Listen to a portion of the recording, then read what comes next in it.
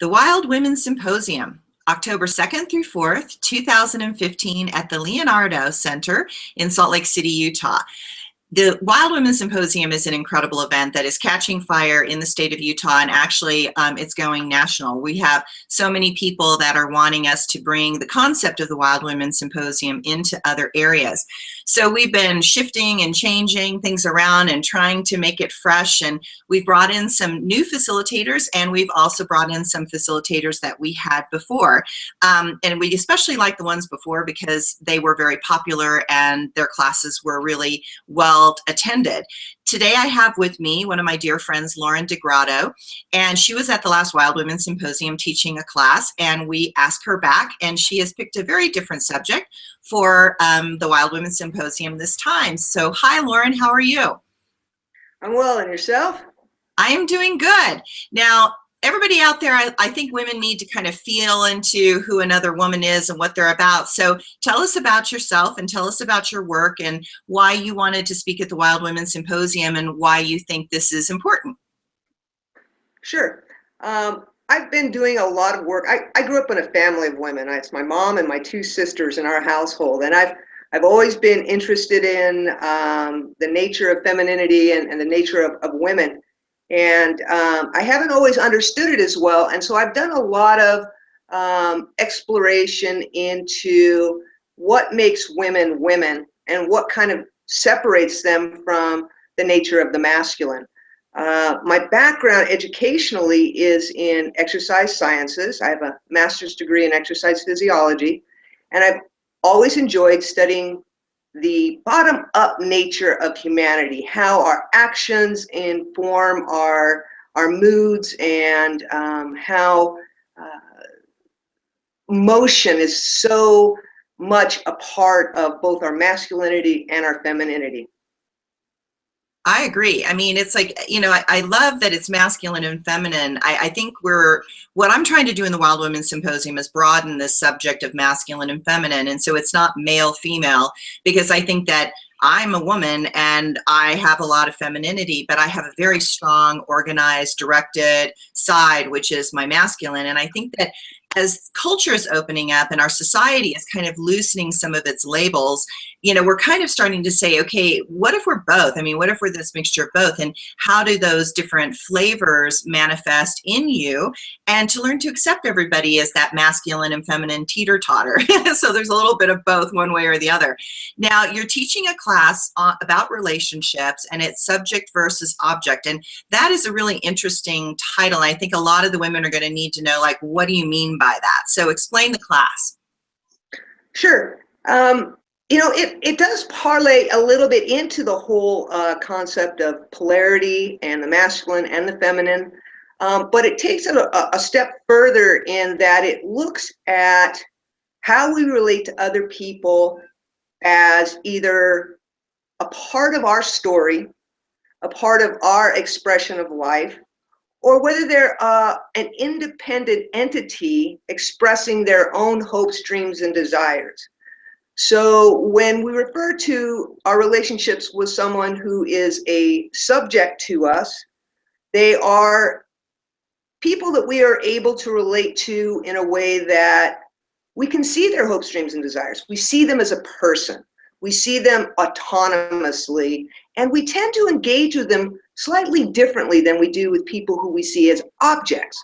Objects might relate to our children, our employees, people that we identify as other, and maybe not by themselves as a name or a person with hopes, dreams, and desires, but someone who is satisfying our own hopes, dreams, and desires.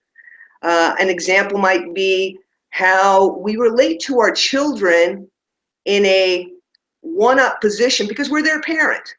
And even though we provide a role as an authority for our children, we really need to relate to our children in a way that allows them their autonomy, that doesn't push them down into a one-down position, but allows them an equanimity, a sense of self that allows them to then engage with the world in a way that is also equanimous. I've noticed that a lot of the authority that we have in society today tends to put people in a one-down position. Their role dictates that they be the authority, but it doesn't dictate that they be putting people in a lower field of influence.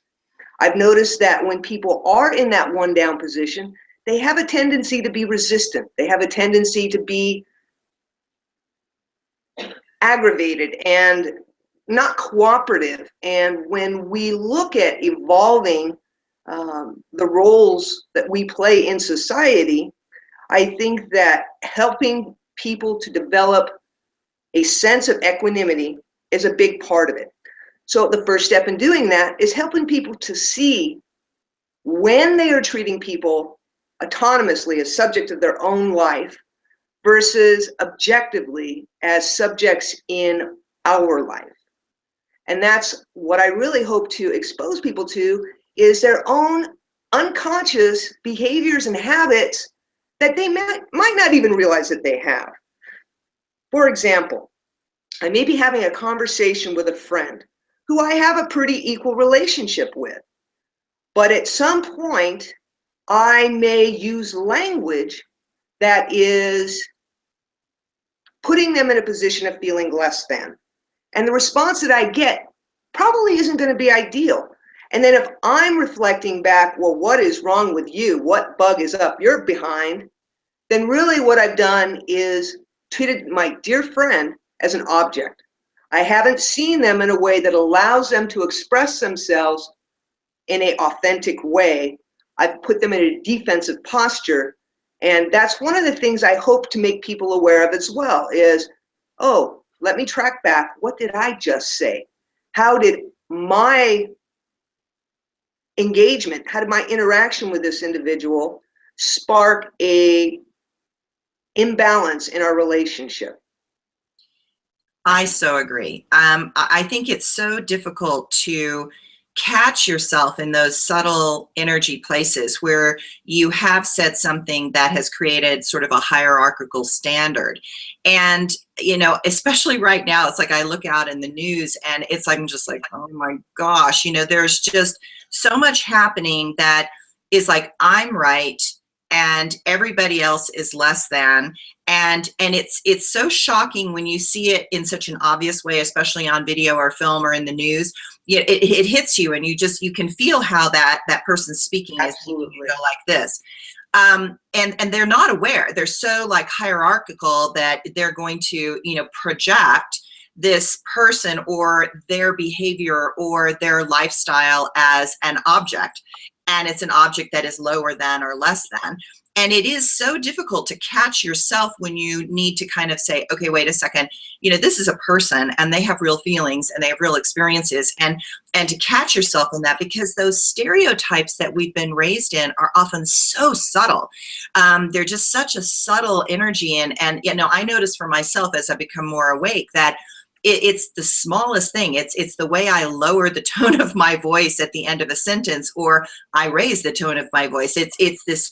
It can be not even just the words. It can be my body language. It can be my face.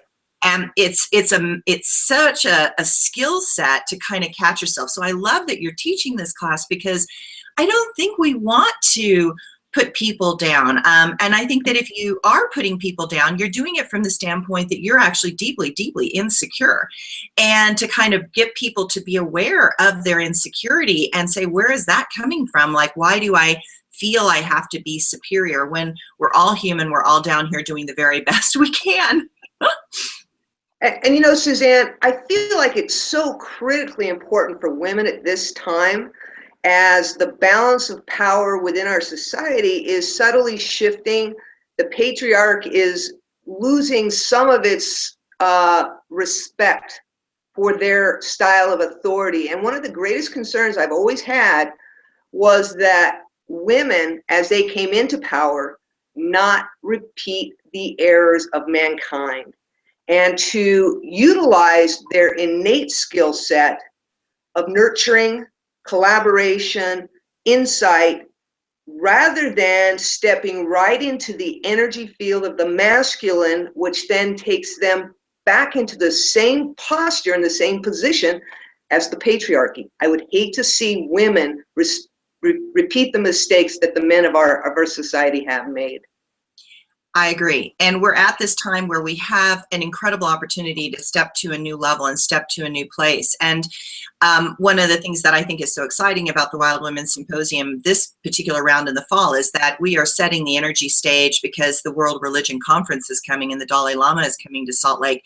And I want us to feel like we're setting the stage that's a feminine container for those religions to step into. And I'm hoping that the connection with the women and their consciousness expanding can actually shift the paradigm that you see in religions. And what the World Religion Conference is trying to do is to try and bring everybody on an equal level rather than like there's a hierarchy and somebody's better than another. And also the Dalai Lama, I mean, he's so clear about the fact that, you know, even Buddhism is taking a shift. It's making a shift into a new awareness and a new level. Even as he's leaving, there's going to be a shift in consciousness. So I think that this subject that you are going to be teaching is really important and very, very insightful. And I really support the women out there to really sign up for this class. And we are getting ready to kind of put the schedule out there so you can schedule early and pick your classes. And so this way you've gotten a chance to meet Lauryn.